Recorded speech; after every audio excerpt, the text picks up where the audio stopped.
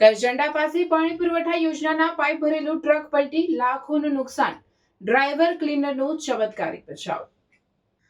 ડાંગ જિલ્લાના સુબીર તાલુકામાં કરજંડા ગામ પાસે પાણી પુરવઠા યોજનાના પાઇપ ભરેલું અચાનક ટ્રક પલટી જતા ભારે નુકસાન થયાનું જાણવા મળ્યું છે. અકસ્માતમાં ટ્રકમાં ભરેલા પાઇપો સાથે ખીણમાં પલટી જતા પરિસ્થિતિ સર્જાઈ હતી.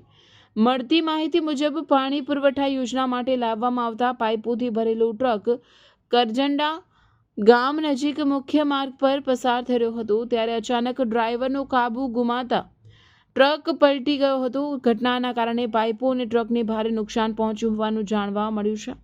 સદનસીબે અકસ્માતમાં ટ્રકના ડ્રાઈવર અને ક્લીનરનો ચમત્કારિક બચાવ થયો હતો. બંનેને કોઈ ગંભીર ઈજા પહોંચી નથી, જેના કારણે મોટી જાનહાનિ ટળી ગઈ હતી. અકસ્માત બાદ સ્થાનિક લોકો સ્થળ પર એકઠા થયા હતા. ઘટનાની જાણ થતાં સંબંધિત તંત્રને પણ માહિતી આપવામાં આવી હોવાનું જાણવા મળે છે. હાલમાં અકસ્માતના ચોક્કસ કારણ અંગે તપાસ હાથ ધરવામાં આવશે તેવી માહિતી મળી રહી છે. રિપોર્ટર રમેશ મહાલા, ડાંગ.